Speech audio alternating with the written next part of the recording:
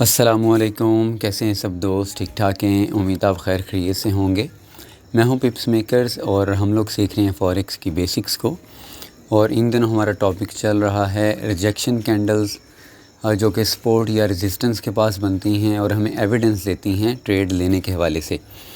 تو سپورٹ کے اوپر بننے والی جتنی بھی اہم ترین ریجیکشن کینڈلز تھیں وہ میں سب کی سب آپ لوگوں کو بتا چکا ہوں۔ ویسے تو کینڈلز اس کے علاوہ بھی ہیں جو سپورٹ کے اوپر بنتی ہیں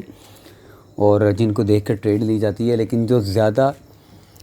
ہائی ایکوریسی والی اور زیادہ دکھنے میں نظر آنے والی، یعنی کہ جو پیٹرنز ہمیں زیادہ سے زیادہ چارٹ کے اوپر ملتے ہیں، وہ سارے کے سارے میں آپ لوگوں کے ساتھ شیئر کر چکا ہوں۔ اور آج کی اس ویڈیو سے ہم لوگ سٹارٹ کریں گے ریزسٹنس کے اوپر بننے والی ریجیکشن کینڈل سٹکس کو اسٹڈی کرنا، اور دیکھیں گے کہ ریزسٹنس کے اوپر ہمیں کون کون سی ریجیکشن کینڈلز ملیں تو ہم لوگ اپنی سیلنگ کی ٹریڈز کر سکتے ہیں۔ تو چلتے ہیں جناب کینڈل سٹک کی شکل کے اوپر اور اس کو ڈسکس کرتے ہیں۔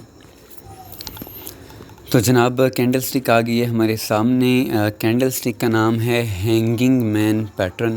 سنگل کینڈل سٹک پیٹرن ہے، اور جب یہ ریزسٹنس کے اوپر بنتا ہے تو ہمیں ایویڈنس یہ دیتا ہے کہ یہاں سے مارکیٹ ریجیکٹ ہو رہی ہے یا ریجیکٹ ہو گئی ہے، تو ہم لوگ یہاں سے سیل کی ٹریڈ لے سکتے ہیں۔ اور ہینگنگ مین اس کا نام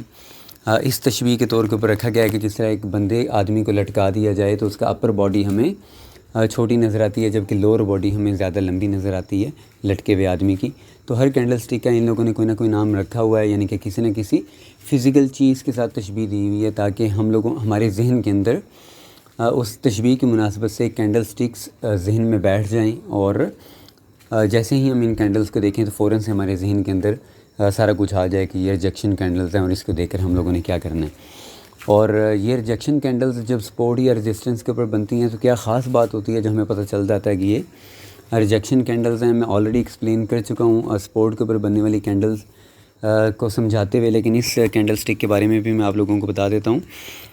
کہ ریجیکشن کینڈلز جب ریزسٹنس کے اوپر بنتی ہیں تو جب جیسے کہ مارکیٹ یہاں سے اٹھتی ہوئی اوپر کی طرف جا رہی تھی، ایک موقع ایسا آیا کہ یہاں پر ریزسٹنس بھی ہے اور مارکیٹ میں یہاں سے اوپر جانے کا پریشر کم ہے اور نیچے آنے کا پریشر زیادہ ہے، یعنی کہ مارکیٹ کی آپ لوگ دیکھ رہے ہیں کہ کینڈل سٹک کی کہ نیچے کی سائڈ کے اوپر لمبی وک ہے، جبکہ اوپر والی سائڈ کے اوپر اس نے بہت چھوٹی سی وک بنائی ہے، یا اگر یہاں پر وک نہ بھی ہو تو بھی یہ ہینگنگ مین کینڈل ہی ہوگی۔ تو یہاں پرائس نے نیچے کی طرف زیادہ ایکشن کیا ہے آنے کے لیے، اور ریزسٹنس ہمارے پاس پہلا ایویڈنس تھا، اور اس کے بعد یہ کینڈل سٹک ہمارے پاس ایسی بن گئی جس میں سیلرز کا پریشر شو ہو رہا ہے، سیلرز کا مومنٹم نظر آ رہا ہے کہ یہاں پر سیلرز زیادہ ہائی والیوم کے ساتھ مارکیٹ کو نیچے کی طرف لے کر آنے کی کوشش کر رہے ہیں۔ گو کہ مارکیٹ واپس دوبارہ اوپر ہی جا کر کلوز ہو گئی ہے، یعنی کہ کینڈل اوپر ہی جا کر کلوز ہو گئی ہے، لیکن اس کے باوجود اس نے نیچے جو لمبی سی وک چھوڑی ہے، یہ ہمارے پاس ایک ایویڈنس ہے کہ یہاں پر سیلرز کا پریشر زیادہ ہے۔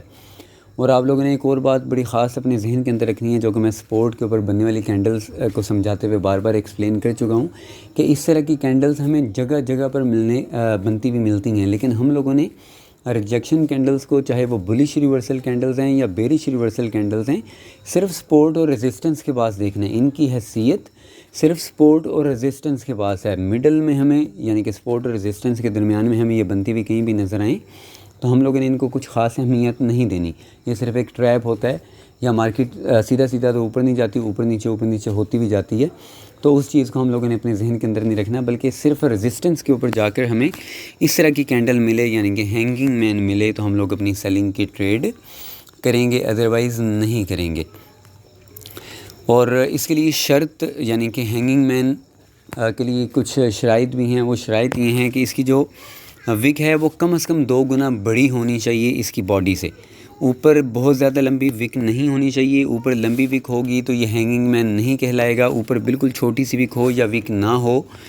تو بھی چلے گا، البتہ نیچے والی سائڈ کے اوپر کم از کم 2 گنا اس کی وک ہونی چاہیے تو یہ ہینگنگ مین کینڈل کہلائے گی۔ اور جیسے ہی ہم لوگ ریزسٹنس کے اوپر ہینگنگ مین کینڈل کو دیکھیں گے تو ہم لوگ سیل کی ٹریڈ کر لیں گے، ہماری ٹریڈ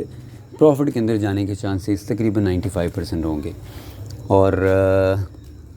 اگلی ویڈیو کے اندر بھی ہم لوگ انشاءاللہ تعالیٰ کچھ مزید